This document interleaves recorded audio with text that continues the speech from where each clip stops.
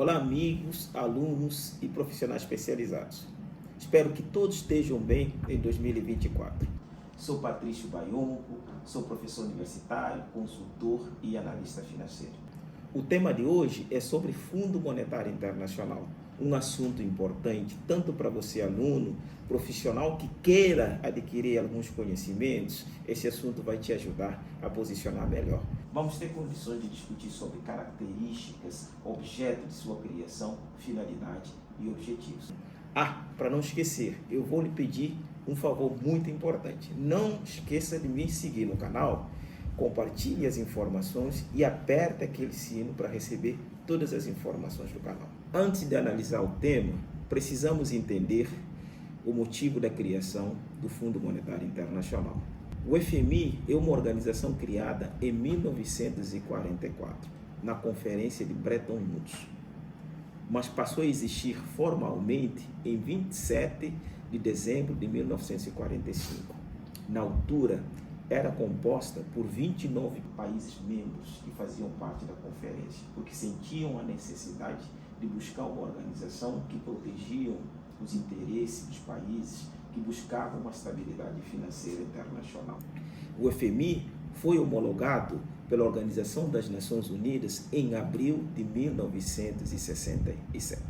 Bretton Woods é uma cidade localizada no estado norte-americano de New Hampshire. Na altura participaram 29 países membros que aprovaram dois estatutos importantes para a criação do Fundo Monetário Internacional. O objetivo para a criação do FMI foi superar os problemas econômicos que aconteceram na Grande Depressão de 1929 nos Estados Unidos, porque a Grande Depressão devastou a economia norte-americana, e fortalecer a economia internacional, mas também possibilitar que esses países se relançam economicamente. E outra finalidade é a promoção da cooperação internacional. Essa cooperação internacional ajuda os países a fortalecerem suas economias e suas transações econômicas, disponibilizando recursos para aqueles países que necessitam de recursos para relançamento econômico, estabilidade econômica e financeira e construção de uma política econômica de estabilidade e poder fazer transações econômicas com o mundo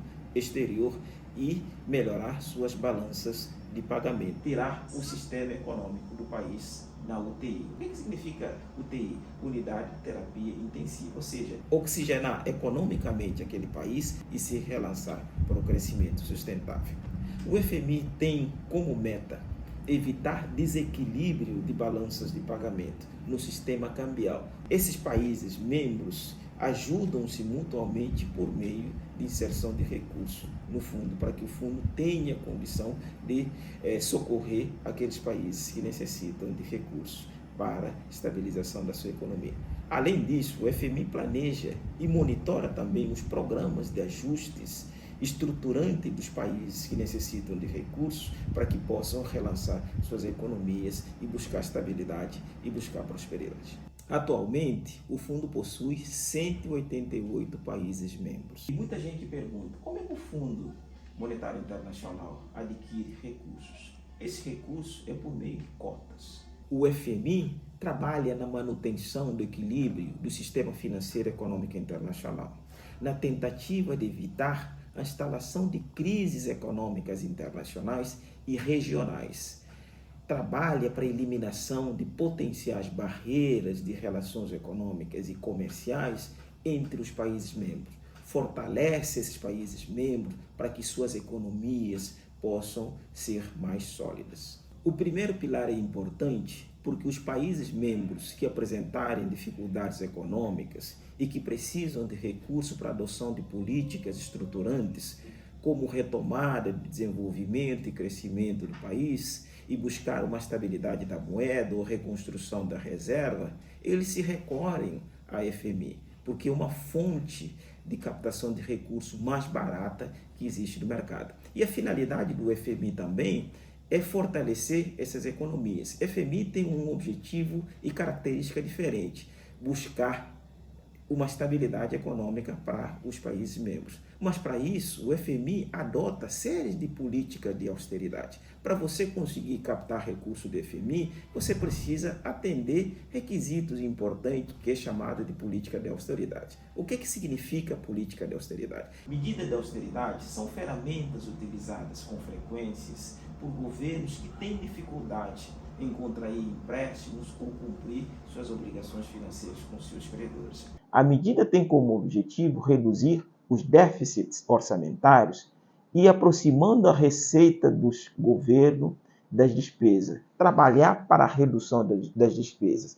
Isso reduz a quantidade de empréstimos inicialmente necessário e também pode demonstrar uma disciplina fiscal do governo, mostrar que o governo tem interesse em fazer reformas estruturantes para que as agências de riscos entendam que o governo está adotando medidas necessárias para a redução das despesas, redução de investimento, redução da máquina pública, entre aspas, para que a economia possa se relançar e ter condições de buscar uma rigidez, uma solidificação de toda a sua estrutura econômica. Um dos exemplos de política de austeridade é a crise econômica da Grécia, que teve início a partir do final do ano 2009, início de 2010, quando várias agências de classificação de riscos deflagraram um problema na Grécia sobre o crescimento do déficit público, o que significa que a Grécia aumentava suas dívidas, mas a receita ficava estagnada ou a receita não estava crescendo, na verdade. Essa alerta do não crescimento fizeram com que agências de riscos, deram um sinal para a Grécia. Ó, Grécia, vocês têm que mudar, utilizar uma medida adequada. Para isso, a Grécia pensou da seguinte forma: vamos ter que nos movimentar para buscar um equilíbrio econômico. Para isso acontecer, a gente tem que buscar apoio de uma entidade financeira internacional para evitar a moratória. O que significa a moratória? Simplesmente a Grécia não vai ter condições de pagar suas obrigações financeiras com seus credores. Isso pegaria muito mal para a comunidade econômica europeia, porque a Grécia faz parte do bloco europeu. Com isso, a partir de 2010, o governo da Grécia anunciou a execução de um plano de austeridade, que consiste na tomada de medidas não populares para a redução de gastos.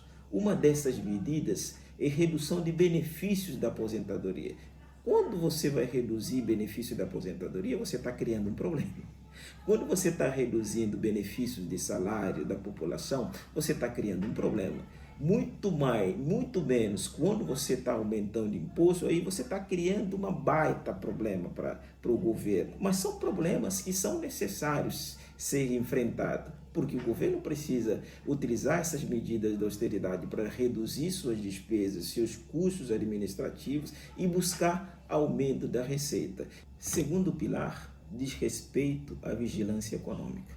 Como o FMI é uma entidade financeira que empresta recursos para aqueles países que necessitam de recursos para uma reforma estruturante, para evitar uma crise, um colapso financeiro, uma desestabilização da economia, da democracia e de várias políticas, o FMI também é vigilante, produz relatórios descritivos e análises sobre a conjuntura do sistema monetário e financeiro internacional e sobre economias locais, de blocos econômicos também, para evitar que os blocos, a economia isoladamente de um país entre em colapso. É como um pai, exemplo de um pai. Um pai tem 2, 3 filhos. Quando o filho precisa de recurso para buscar uma estabilidade econômica, o pai pode emprestar dinheiro, mas vai estabelecer regras.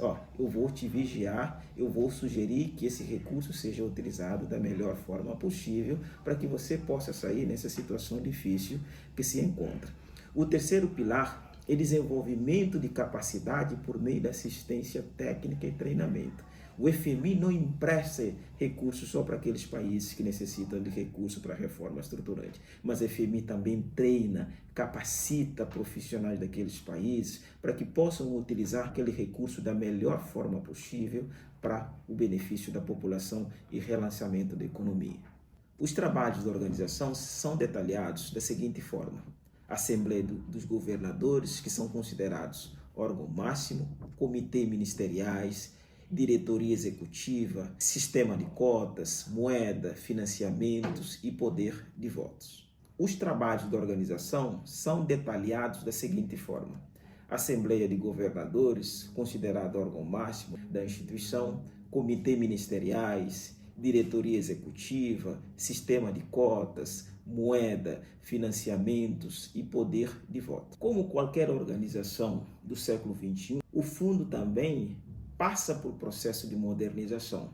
Em 2001, foi criado um gabinete de avaliação independente, órgão responsável para promover a avaliação independente de trabalhos da organização. O que esse gabinete faz?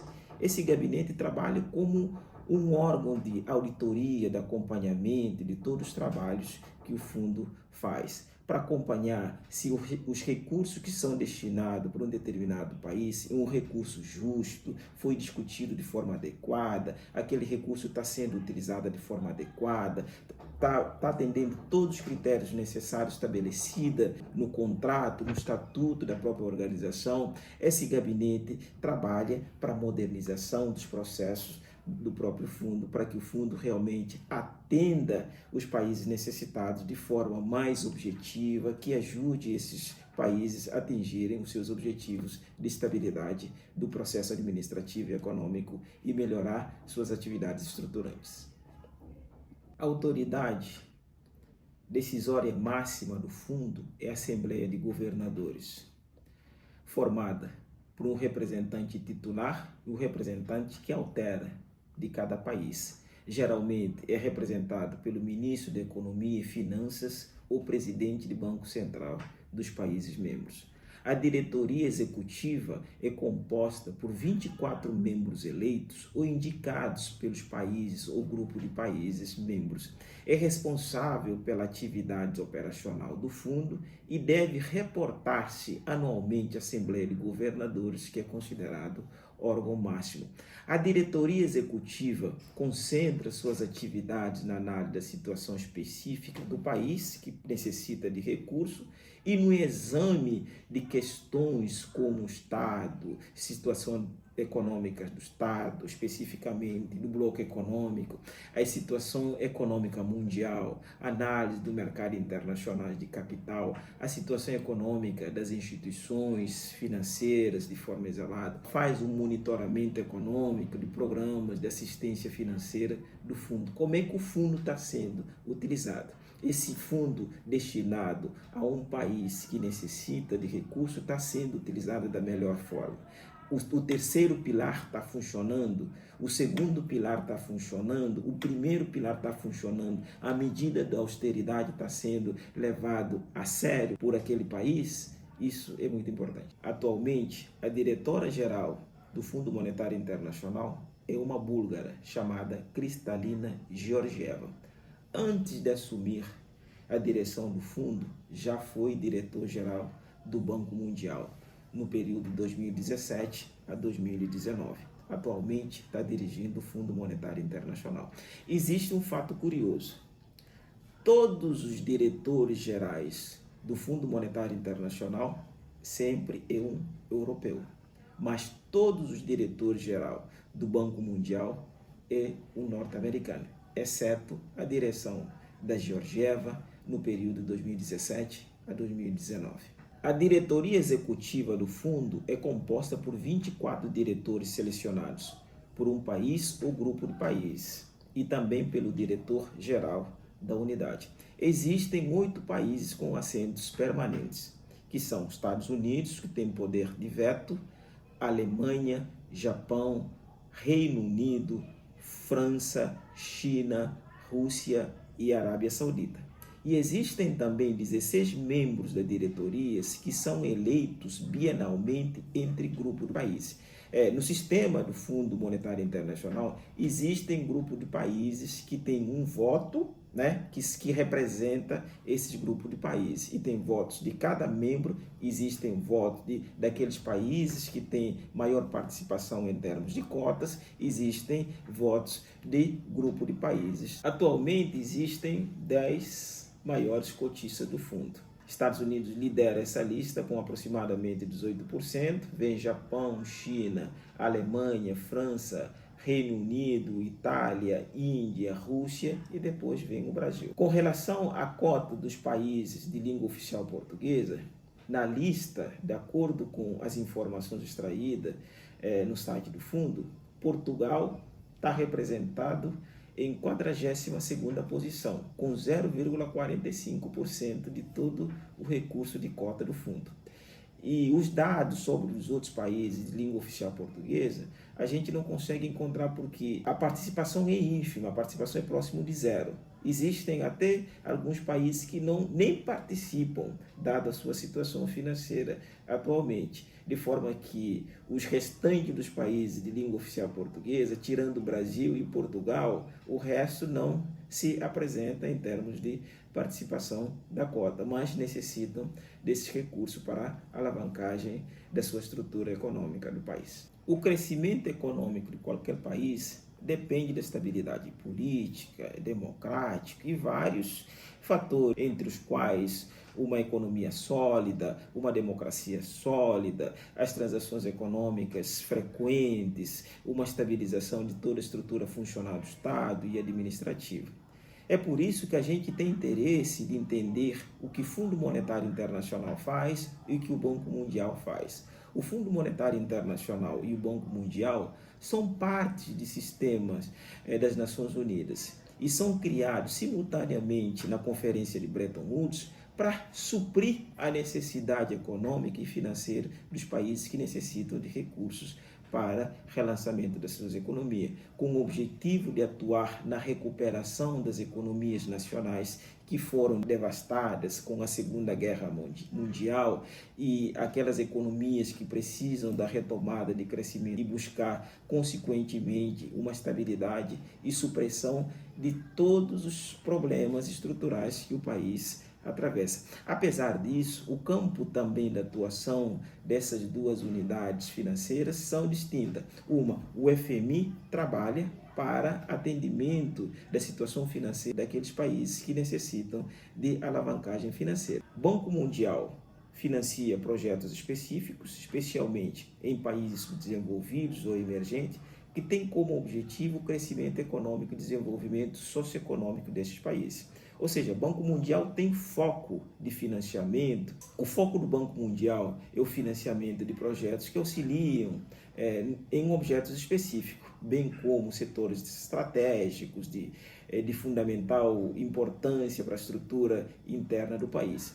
Enquanto o Fundo Monetário Internacional atua na concessão de empréstimos para remediar, para prevenir crises de países membros que estão em situação de dificuldade financeira, além de monitorar e treinar, buscar uma conjuntura econômica e financeira da escala global, visando fazer uma manutenção de equilíbrio econômico internacional. Atua única e exclusivamente na concessão de empréstimos a países membros que apresentarem desequilíbrio econômicos e financeiro e trabalhar para equilíbrio econômico e financeiro daqueles países membros que passam por dificuldade. O foco do Banco Mundial é diferente do foco do Fundo Monetário Internacional. Enquanto o Fundo Monetário Internacional trabalha para resgatar o país da situação de crise econômica, administrativa, estruturante, e o foco do Banco Mundial é financiar projetos estratégicos do país para relançamento, para desenvolvimento,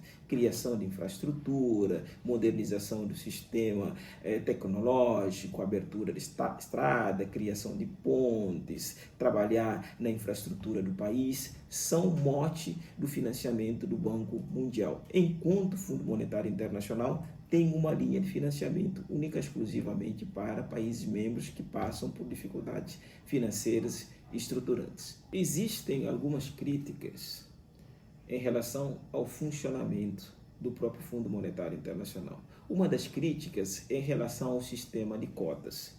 Os críticos consideram que o sistema de cotas é um sistema injusto, em relação à tomada de posicionamento. A participação dos Estados Unidos representa praticamente 18% de todo o recurso do FMI. Os Estados Unidos têm poder de voto.